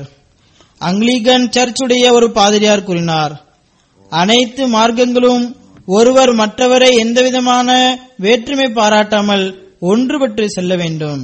மேலும் அவர் கூறினார், இமாம் ஜமாத் அஹ்மதியா அவர்கள் கூறியது போன்று ஊடகங்களில் இஸ்லாத்தின் பெயருக்கு அவப்பெயர் ஏற்படுத்தப்படுகிறது என்பது முற்றிலும் உண்மையாகும் என்றார். நான் இங்கு பள்ளிவாசல் தொடர்பாக எவ்வாறு இஸ்லாத்திற்கு அவப்பெயர் ஏற்படுத்தப்படுகின்றது, மேலும் முஸ்லிம் அல்லாதவர்கள் மத்தியில் எவ்வாறு ஒரு தவறான கண்ணோட்டம் முஸ்லிம்கள் மீது இருக்கிறது என கூறினேன். பிரஸ் மூலம் இஸ்லாத்திற்கு அவப்பெயர் ஏற்படுத்தப்படுகிறது என இமாம் ஜமாத் அஹ்மதியா கூறுவது உண்மைதான். எப்போதாவது தீவிரவாத செயல் எங்கேயாவது நடைபெற்றால் ஊடகங்கள் எப்போதுமே பள்ளிவாசல் அல்லது முஸ்லிம்கள் தொழுகின்ற காட்சிகளை காட்டுகிறது. இதன் மூலம் முஸ்லிம் அல்லாதவர்கள் இஸ்லாம் மற்றும் தீவிரவாதத்திற்கு இடையில் தொடர்பு உள்ளது என நினைக்கின்றனர். உண்மை என்னவென்றால் இஸ்லாத்திற்கும் தீவிரவாதத்திற்கும் எவ்விதமான தொடர்பும் இல்லை. இமாம் ஜமாத் அஹ்மதியா அவர்கள் தனது உரையில் இதனை நிரூபித்து காட்டிவிட்டார்கள் என அவர் கூறினார். எவ்வாறாயினும் பிரஸ் மற்றும் மீடியாக்கள் மோரி நிகழ்ச்சியினையும் பள்ளிவாசல் திறப்பு விழாவையும் மிகவும் அதிகமாக வெளியிட்டனர். நியூசிலாந்தில் ஒரு நிகழ்ச்சி அவர்களது தலைநகரம் ஆக்லாந்தில் இருந்து 800 மைல் தொலைவில் உள்ளது. அங்கு பார்லிமெண்டில் ஒரு மெம்பர் ஆஃப் பார்லிமெண்ட், இவர் சீக்கியர் ஆவார், இவர் இந்தியாவை சேர்ந்தவர் ஆவார், கமல்ஜீத் சிங் இவரது பெயராகும். அவர்தான் இதனை ஏற்பாடு செய்திருந்தார். பாராளுமன்ற கட்டிடத்தில் அவர்களது கிராண்ட் ஹாலில், இது அவர்களது பார்வையில் மிகவும் முக்கியமான ஹாலாகும். அங்கு இந்த நிகழ்ச்சி நடைபெற்றது. அதில் பாராளுமன்ற உறுப்பினர்கள் சிலர் கலந்து கொண்டனர். அதில் சிலர் தூதர்களும் கலந்து கொண்டனர். தூதர்களில் இஸ்ரேலை சேர்ந்தவரும் ஈரானை சேர்ந்தவரும் கலந்து கொண்டனர். இங்கிலாந்தை சேர்ந்த டெபுட்டி ஹை கமிஷனரும் இதில் கலந்து கொண்டார். போலீஸ் அதிகாரிகளும் யூனிவர்சிட்டி புரொஃபசர்களும் வந்திருந்தனர். அங்கும் அமைதியினை குறித்து இன்று உலகம் என்ன செய்ய வேண்டும் என்ற கருத்துக்கள் பேசப்பட்டன. இதன் மூலம் நல்ல தாக்கம் ஏற்பட்டது. நியூசிலாந்தின் கமர்ஷியல் அல்லாத ரேடியோ நெட்வொர்க் செக் பாயிண்ட் என்ற ஒரு நிகழ்ச்சியினை நடத்துகிறது. இது மிகவும் முக்கியமான நிகழ்ச்சியாகும். அதில் பிரைம் டைமில் நமது நிகழ்ச்சியினை குறித்து செய்தி வெளியிடப்பட்டது. பத்திரிகைகள் மூலம் எந்தளவு கவரேஜ் கிடைத்துள்ளது என்பதனை நான் இறுதியில் கூறுவேன். எவ்வாறாயினும் நியூசிலாந்தில் இந்த 2 நிகழ்ச்சிகள் அந்நியர்கள் மற்றும் பாராளுமன்ற உறுப்பினர்களுடன் இருந்தது. அதன் பின்னர் நாங்கள் ஜப்பான் சென்றோம். ஜப்பானிலும் நிக்கோயாவில் ஒரு ரிசப்ஷன் இருந்தது. அதில் 117 விருந்தினர்கள் கலந்து கொண்டனர். இதில் கம்யூனிஸ்ட் கட்சியின் தலைவர், நிகோயா காங்கிரஸ் கட்சியின் மேயர், மாநில பாராளுமன்றத்தின் உறுப்பினர்கள், ஷிந்தோ மதம் மற்றும் புத்த மதத்தின் பிரதிநிதிகள், பல்வேறு யூனிவர்சிட்டியின் 14 புரொஃபசர்கள், வக்கீல்கள், பல்வேறு துறைகளை சேர்ந்த விருந்தினர்கள் பலரும் இதில் கலந்து கொண்டனர். கம்யூனிஸ்ட் கட்சியின் தலைவர் மிஸ்டர் யோசியாக்கி, இவர் மெம்பர் ஆஃப் பார்லிமெண்டும் ஆவார். அகதி கேம்புடைய இன்சார்ஜ் ஆவார். இவர் 1000 கிலோமீட்டர் தூரம் பயணம் செய்து ரிசப்ஷனில் கலந்து கொள்வதற்காக வந்திருந்தார். அவர் கூறினார், 2011 சுனாமி மற்றும் நிலநடுக்கத்திற்கு பிறகு மனித இன தொண்டில் ஜமாத் அஹ்மதியாவின் தொண்டு மறக்க முடியாத தொண்டு ஆகும். நான் இங்கு அதற்கு நன்றி செலுத்துவதற்காகத்தான் வந்திருக்கின்றேன். மேலும் இந்த ஜமாத் மற்றும் அமைப்பின் தலைவரை நேரில் சந்தித்து உங்களுடைய ஜமாத் மற்றும் உங்களை ஏற்றுக்கொண்டவர்கள் உங்களது போதனைகளின்படி செயல்பட்டவாறு, உங்களது அறிவுரையின்படி செயல்பட்டவாறு, மனித இன உணர்வோடு தன்னை அர்ப்பணித்தவாறு மனித இன தொண்டில் மூழ்கியுள்ளனர் என கூற வேண்டும் என நான் வந்துள்ளேன். மேலும் நான் சொற்பொழிவை கேட்டேன். இதன் மூலம் ஜமாத் அஹ்மதியாவின் இமாம் மற்றும் அவர்களது போதனையில்தான் உலக அமைதியின் ரகசியம் மறைந்திருக்கிறது என்பதில் நான் உறுதி கொள்கின்றேன் என்று அவர் கூறினார். ஆக உண்மையான இஸ்லாமிய போதனை உலகிற்கு முன் எடுத்து வைக்கும் போது நல்லியல்பு கொண்ட ஒவ்வொருவரும் அமைதியை நிலைநாட்டுதல் இஸ்லாத்தை மட்டுமே சார்ந்துள்ளது என்பதனை ஏற்காமல் இருக்க முடியாது. அல்லாஹு தாலா இந்த தீவிரவாதிகளுக்கும் மற்றும் அவர்களது சக்தியின் மீது நம்பிக்கை கொண்டுள்ள தவறான காரியங்களை செய்கின்ற அந்த தலைவர்களுக்கும் இந்த விஷயத்தை புரிய செய்வானாக. ஒரு பிரசித்தி பெற்ற வழக்கறிஞரும் அங்கு வந்திருந்தார். அவர் தனக்கு ஏற்பட்ட தாக்கத்தினை குறித்து கூறுகிறார். நான் உள்ளத்தின் ஆழத்திலிருந்து அன்பு மற்றும் நன்றியினை வெளிப்படுத்துகின்றேன். 1951 சான் பிரான்சிஸ்கோவில் நடைபெற்ற கான்பரன்ஸில் சௌத்ரி ஜஃபருல்லா கான் சாஹிப் அவர்கள் ஜப்பானுடன் தொடர்புடைய அந்த மாபெரும் சொற்பொழிவில் ஜப்பானுடைய நீதி மற்றும் ஜப்பானுடைய அமைதி உலகிற்கு மிகவும் முக்கியமான ஒன்றாகும். ஏனென்றால் எதிர்காலத்தில் ஜப்பான் உலகளாவிய அமைதி மற்றும் உலகளாவிய அரசியலில் ஒரு முக்கிய பங்கு வகிக்கக்கூடியதாகும் என்று கூறினார்கள். அப்போது பிரான்சிஸ்கோவில் நடைபெற்ற கான்பரன்ஸில் ஜப்பானுடன் மிகவும் மோசமாக பரிமாறப்பட்டது. அப்போது ஜஃபருல்லா கான் சாஹிப் அவர்கள் ஜப்பானுடைய உரிமைக்காக பேசினார்கள். அதன் மூலம் மக்களிடம் தாக்கம் ஏற்பட்டது. பிறகு எங்களுடன் நடந்து கொள்ளப்பட்ட நடைமுறையில் மாற்றம் ஏற்பட்டது. அதற்கு நாங்கள் கண்ணியம் அளிக்கின்றோம் என அவர் கூறினார். இந்த கண்ணியத்தின் காரணமாக ஜமாத் அஹ்மதியாவுடன் எங்களது தொடர்பு உள்ளது. நாங்கள் தொடர்பை வலுப்படுத்த விரும்புகின்றோம். ஆனால் துரதிர்ஷ்டவசமாக அந்த மகானுக்கு அவரது நாட்டில் கண்ணியம் அளிக்கப்படவில்லை. அவர் அந்த நாட்டின் வெளியுறவுத்துறை அமைச்சராக இருந்தார். ஆரம்ப பள்ளிக்கூடங்களில் வரலாற்றில் முதலில் வெளியுறவுத்துறை அமைச்சராக இவரது பெயர் எழுதப்பட்டிருந்தது. ஆனால் தற்பொழுது அதனை நீக்கிவிட்டு வேறொருவரை முதல் வெளியுறவுத்துறை அமைச்சராக எழுதி ஒரு தவறான வரலாற்றை பிள்ளைகளுக்கு கற்பிக்கின்றனர். அடுத்து அவர் கூறுகின்றார், ஜப்பானில் வந்த சுனாமி மற்றும் பூகம்பத்தில் ஜமாத் அஹ்மதியாவின் பணி மறக்கத்தக்கதல்ல.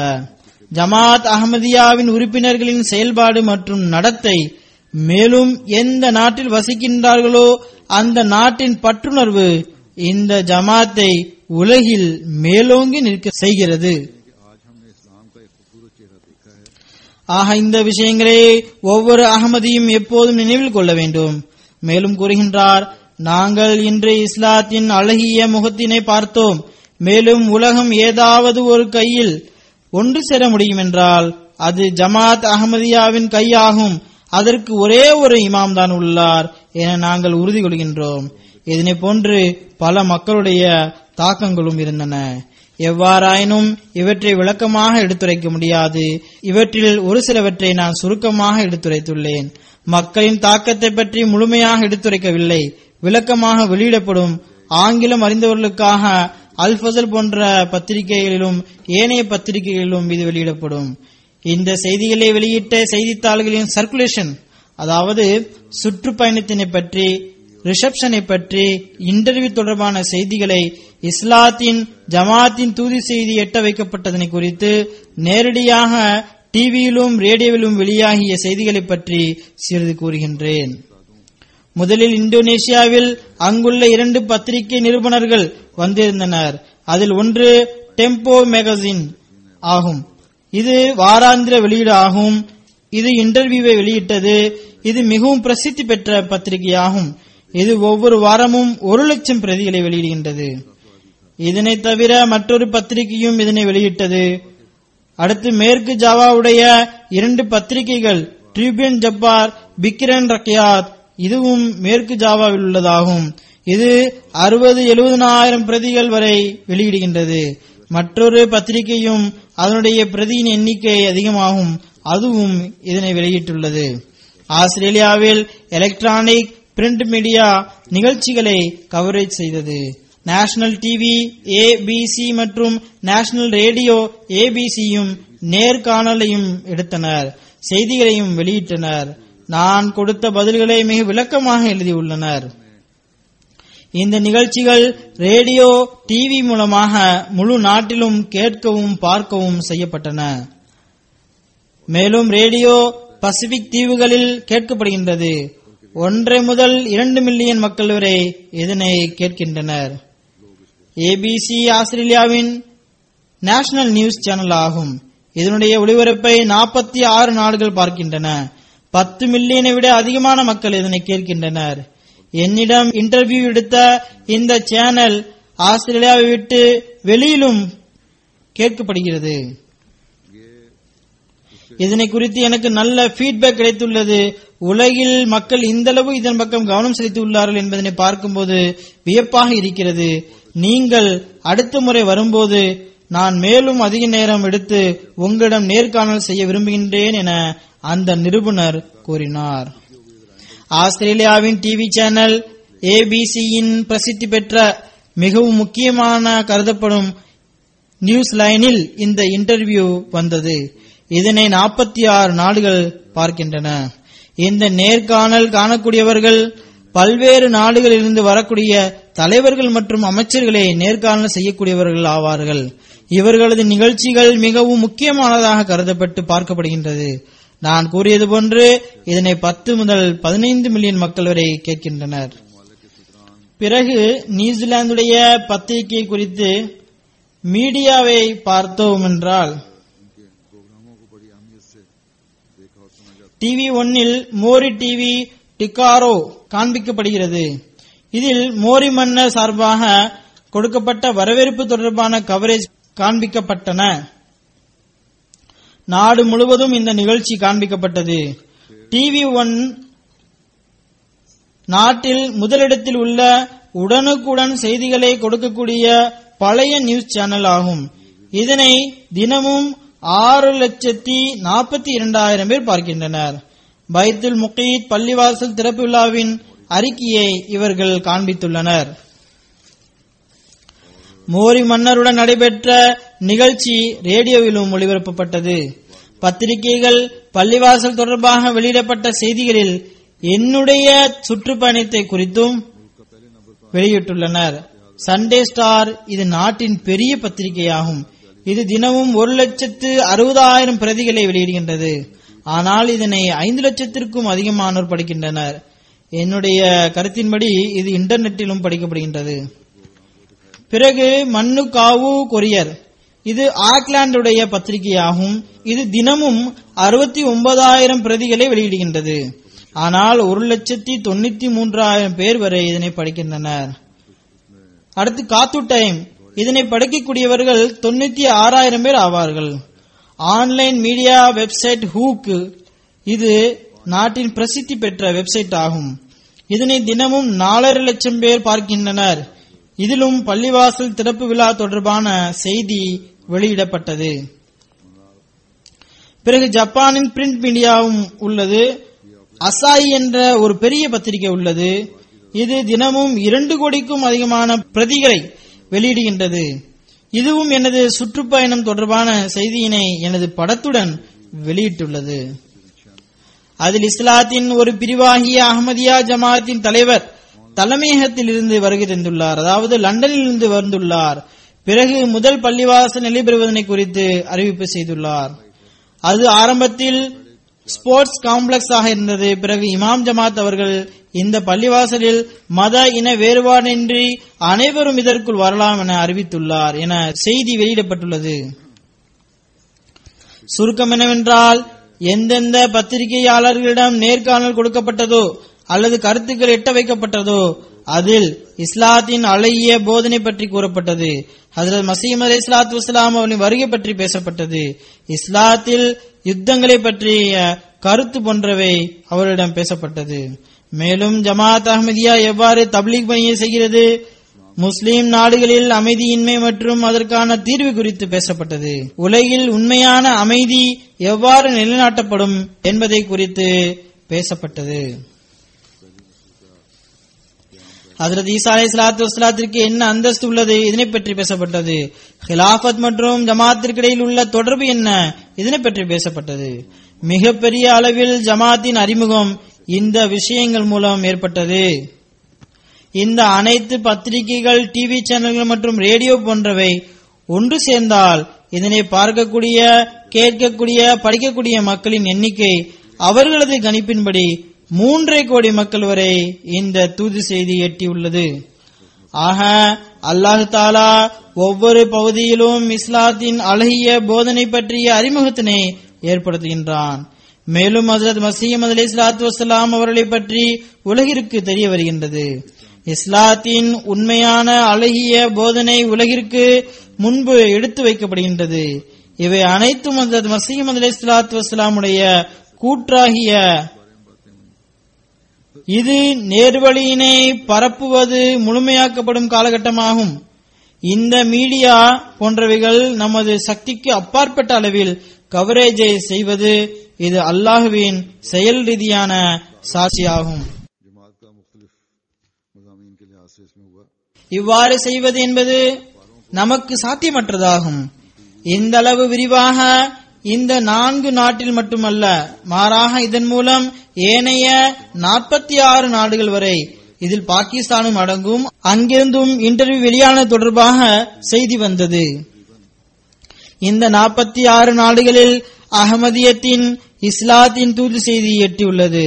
ஆக அறிவு இருக்குமென்றால் இந்த ஒரு விஷயமே ஹஜ்ரத் மஸீஹ் அலைஹிஸ்ஸலாத்து வஸ்ஸலாம் அவர்களின் உண்மைத்துவத்திற்கு போதுமான சான்றாகும்.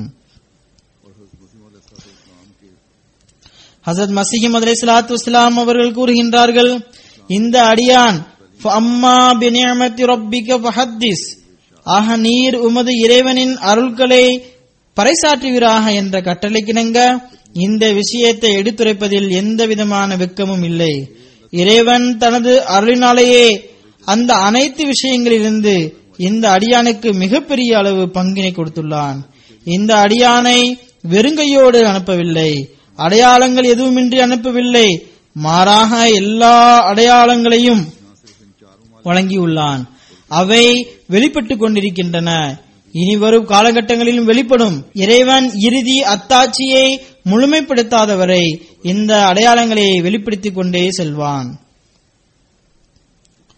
அல்லாஹு தாலா நமக்கும் நமது பொறுப்புகளை புரிவதற்கு, அதனை நிறைவேற்றுவதற்கு வாய்ப்பளிப்பானாக.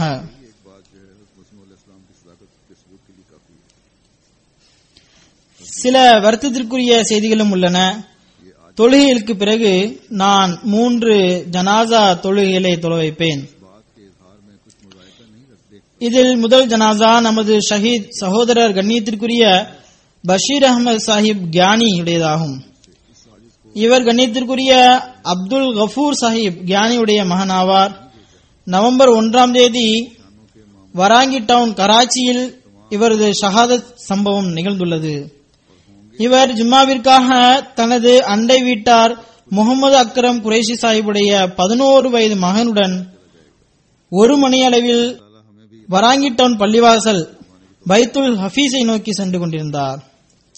இவர் நடந்து சென்று கொண்டிருந்தார். இவரது வீடு பள்ளிவாசலிலிருந்து ஏறக்குறைய 2 கிலோமீட்டர் தொலைவில் உள்ளது.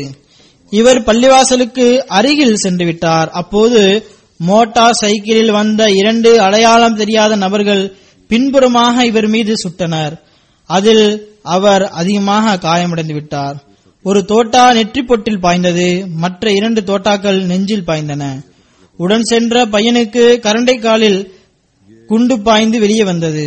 உடனடியாக மருத்துவமனைக்கு அழைத்து செல்லப்பட்டார். ஆனால் அங்கு சென்றதும் பஷீர் கியானி சாஹிப் ஷஹீதாகிவிட்டார்கள். இன்னா லில்லாஹி வ இன்னா இலைஹி ராஜிஊன்.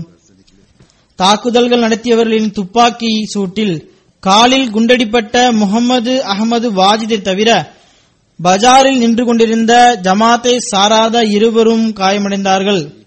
முகமது அகமது வாஜித் சிறுவனாவான். அவனுக்கு மருத்துவம் செய்யப்பட்டு மருத்துவமனையிலிருந்து அனுப்பப்பட்டு விட்டான். தற்பொழுது நல்ல நிலையில் உள்ளான். அல்லாஹு தாலா அவனுக்கு முழுமையான நிவாரணத்தை அளிப்பானாக. பஷீர் அஹமது சாப் கியானி இவருடைய மூத்த மருமகனை ஜஹூர் அஹமது கியானி சாஹிபை ஆகஸ்ட் 21 ஷஹீதாக்கினார்கள். இவரது மகன் இஜாஸ் அகமது கியானி சாஹிபை செப்டம்பர் 18 இதே பகுதி வராங்கி டவுனில் எதிரிகள் ஷஹீதாக்கினர். இவரது குடும்பத்தில் அகமதியத் இவரது 2 சிறிய தந்தைகள் கண்ணியத்திற்குரிய யூசுப் கியானி மற்றும் சயீத் கியானி சாஹிப் மூலமாக ஆரம்பமானது. 1936 இவர்கள் பைய செய்தனர். நூற்களை படித்த பிறகு புதிய அகமதிகளில் இணைந்தனர். பஷீர் கியானி சாஹிப் மெட்ரிக் படித்த பிறகு ராணுவத்தில் சிப்பாயியாக சேர்ந்தார். 1979 இவர் கராச்சிக்கு இடமாற்றம் செய்யப்பட்டார். அங்கிருந்தே அவர் பணி ஓய்வு பெற்றார். மர்ஹூமுடைய வயது 68 ஆகும். மிகவும் சிறந்த நல்லொழுக்கம் கொண்டவராவார். உணர்வுமிக்க பண்பினை கொண்டவராவார். தப்லீக் பணியில் அதிக ஆர்வம் கொண்டவராவார். வாய்ப்புகள் கிடைக்கும் போதெல்லாம் நண்பர்களுக்கும் உறவினர்களுக்கும் தப்லீக் செய்வார். மிகவும் தைரியமிக்க வீரமான மனிதராவார். மருமகன் மற்றும் மகனுடைய ஷஹாதத்திற்கு பிறகு பயப்படவில்லை. மாறாக தனது பிள்ளைகளுக்கு தைரியமூட்டி வந்தார். ஷஹாதத் நடைபெற்ற நாளில் தனது மகன் இஜாஸ் அகமது கியானியிடம் நாம் தான் நம்மை பாதுகாத்துக் கொள்ள வேண்டும், இங்கிருந்து செல்லக்கூடாது என கூறினார். காயித் இலாக்கா எழுதுகிறார்கள், இவரது மகன் இஜாஸ் அகமது கியானியின் ஷஹாதத் சம்பவத்திற்கு பிறகு ஏனைய உறவினர்களை வழியனுப்புவதற்காக ஏர்போர்ட் சென்றபோது ஷஹீத் இஜாஸ் கியானியின் தாயின் கவலையான நிலையை கண்டு வீல் சேர் வரவழைத்தேன். அப்போது அதனை பார்த்து பஷீர் கியானி சாஹிப் அவர்கள், தற்பொழுது எனது ஒரு மகன்தான் ஷஹீதாயிருக்கின்றான், இப்போதே உட்கார்ந்து விட வேண்டும் என நீங்கள் கருதுகின்றீர்களா என்றார். மிகவும் ரோஷம் மிகுந்த மனிதர் ஆவார். இவர் ராணுவத்தில் பணியாற்றிய போது சவுதி அரப் போஸ்டிங் ஆனது. அப்போது பாஸ்போர்ட்டில் அகமதி என எழுதாதீர்கள் என கூறினார்கள். அதற்கு நான் செல்லாவிட்டாலும் பரவாயில்லை, இவ்வாறு ஒருபோதும் இந்த நிபந்தனையை ஏற்றுக்கொள்ள மாட்டேன் என்றார். ஷஹீத் மர்ஹூமின் பிரிவால் வாடுபவர்களில் மனைவி ஃபாத்திமா பஷீர் கியானி சாஹிபா மற்றும் 2 மகன்கள் இஜாஸ் கியானி, ஷபாஸ் கியானி மற்றும் 5 மகள்களை விட்டு சென்றுள்ளார். ஒன்று தாஹிரா ஜஹூர் கியானி, இவர் ஷஹீத் ஜஹூர் கியானி சாஹிபுடைய மனைவி ஆவார். நாயிதா தையப், ஷாஹிதா பஷீர், சாஜிதா பஷீர் மற்றும் ஓசிகா கவல் ஆவார்கள். அல்லாஹ் மர்ஹூமுடைய தரஜாவை உயர்த்துவானாக. இவர்கள் அனைவருக்கும் பொறுமையை வழங்குவானாக. பஷீர் கியானி சாஹிபை பற்றி ஒரு உறவினர் எழுதுகிறார், கராச்சியில் அவரது 2 உறவினர்கள் ஷஹீதாக்கப்பட்ட போது நீங்கள் கராச்சியை விட்டு சென்று விடுங்கள் என்றேன். அவர் வருத்தத்தில் அமர்ந்திருந்தார். கண்களில் கண்ணீர் வடிந்து கொண்டிருந்தது. உடனடியாக ஒரு மூச்சில் தனது குனிந்த முதுகை நேராக நிமிர்த்தியவாறு, இது எவ்வாறு முடியும்? நாம் அகமதியத்தை பூமியின் எல்லை வரை பரப்ப வேண்டும். ஆனால் நீங்கள் கராச்சியை விட்டு விடுங்கள் என கூறுகின்றீர்கள். தியாகங்கள் நமது தைரியத்தை உறுதிப்படுத்தக்கூடியதாகும். எதிரியால் நமது ஈமானை பலகீனமுடைய செய்ய முடியாது. அல்லாஹ் விரைவில் எதிரிகளை பிடிப்பதற்கான வழிவகை செய்வானாக. 2வது ஜனாசா இங்கு சிலர் தொழுதிருக்கலாம். அவர் இங்கு வசிக்கக்கூடியவர் ஆவார். இது நமது சகோதரர் அப்துல் சமி உமர் சாஹிபுடைய ஜனாசாவாகும். இவருக்கு நெஞ்சுவலி ஏற்பட்டது. பின்னர் ஆபரேஷன் செய்யப்பட்டது. ஆனால் ஆபரேஷன் வெற்றியடையவில்லை. சில நாட்களுக்கு பிறகு 69 வயதில் இவர் மரணமடைந்தார்கள். இன்னா லில்லாஹி வ இன்னா இலைஹி ராஜிஊன். இவர் முதல் கலீஃபத்துல் மஸீஹுடைய பேரன் ஆவார்கள். முஃப்தி முகமது சாதிக் சாஹிபுடைய மகள் வழி பேரன் ஆவார். யூகேவில் மஜ்லிஸ் அன்சாருல்லாவை சார்ந்தவர்கள் இவரை அறிவார்கள். இவர் இங்கு தொண்டாற்றி வந்தார். இங்கு காயிதே தாலிமாகவும் காயிதே தர்பியத்தாகவும் செயல்பட்டு வந்தார். தூய்மை மற்றும் விசுவாசத்துடன் கடினமாக உழைத்து வந்தார். துவாக்கள் செய்யக்கூடிய, இரக்க குணம் கொண்ட, கருணை உள்ளம் கொண்ட, இரத்த உறவை பேணக்கூடிய, இறை நம்பிக்கை அதிகமுள்ள மனிதர் ஆவார். இவருக்கு ஹிலாஃபத்துடன் அன்பு மற்றும் விசுவாசத்திற்கான நல்ல ஒரு தொடர்பு இருந்தது. இவருக்கு ஏதாவது பணி இருந்தால் எனக்கு கண்டிப்பாக தெரிவிப்பார். மிகவும் அழகிய முறையில் திலாவத் செய்யக்கூடியவர் ஆவார். இவரது ஒரு சகோதரர் முனீர் உமர் சாஹிப் மே 28 2010 ஷஹீதானார்கள். இவர் தனக்கு பின்னால் ஒரு மனைவி, ஒரு மகள் மற்றும் 2 மகன்களை பெற்று சென்றுள்ளார். அல்லாஹ் இவரது தரஜாவை உயர்த்துவானாக. மூன்றாவது ஜனாசா முசம்மல் இலியா சாஹிப். இவர் ஜாமியா அஹ்மதியாவுடைய மாணவர் ஆவார். சச்சா ஹாஃபிசாபாதி மாவட்டத்தை சேர்ந்தவர் ஆவார். திடீரென்று செப்டம்பர் 9 ஜாமியாவிலேயே ஃபஜர் நேரத்தில் இவருக்கு மரணம் ஏற்பட்டது. இன்னா லில்லாஹி வ இன்னா இலைஹி ராஜிஊன். இவருக்கு வயது 17 ஆகும். ஜாமியாவில் தர்ஜா மும்மாயிதாவுடைய மாணவர் ஆவார். மிகவும் ஆர்வத்துடன் ஜாமியாவில் சேர்ந்தார். எவ்வாறாயினும் அல்லாஹுவின் விருப்பம் எதுவாக இருந்ததோ அதுவே நடைபெற்றது.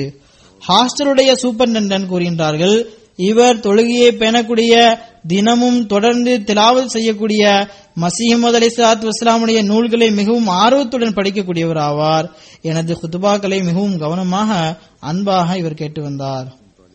இவரது தாய்வழி பாட்டனார் இவர் ஒருபோதும் தஹஜ்ஜுத் தொழுகையை விட்டதில்லை என கூறுகின்றார். தலைமையகத்தை பாதுகாக்கும் பணி கொடுக்கப்பட்ட போதெல்லாம் பெரும்பாலும் ஷஹீத் ஆவதற்கு ஆசைப்பட்டு வந்தார். இவரது பெற்றோர்கள் சிறந்த பொறுமையினை கடைபிடித்துள்ளனர். அவர்கள் அல்லாஹுவின் விருப்பத்திலேயே நாங்கள் திருப்தி கொள்கிறோம் என கூறினர். மேலும் அல்லாஹ் எங்களது பிள்ளையின் தியாகத்தை இவ்வளவு விரைவாக ஏற்றுக்கொண்டதற்கு நன்றி உள்ளவர்களாவோம் என்றனர். அல்லாஹ் மர்ஹூமின் தரஜாவை உயர்த்துவானாக. இவரது பெற்றோர்களுக்கு பொறுமையினை வழங்குவானாக.